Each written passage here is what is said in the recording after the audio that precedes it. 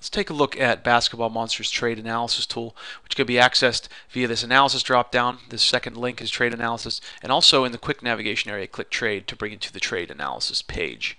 So you've got your available players to choose from here. This is where you're dropping the players that you're trading away and players that are being offered to you. So let's say you've been offered a trade of Marcus Thornton. You just click in the available players and start typing, and it'll take you straight to the player name.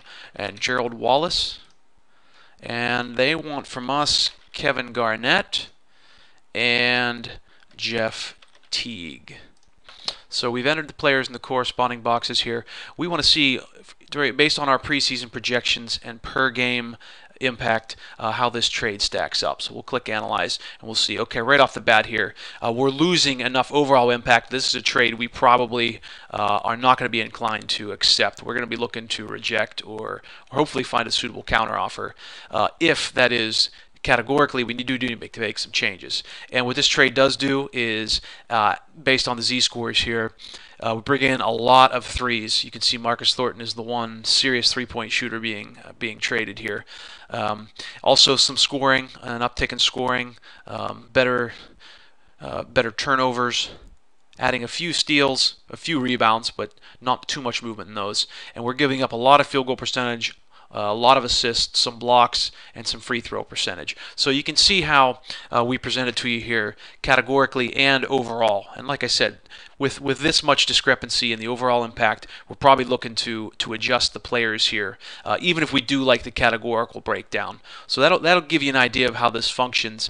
You want to make sure that your gains are on the plus side, almost in any case. If it's close enough that you really need the categorical swings, then you can think about making the trade. But the big number you want to pay attention to here is the overall impact.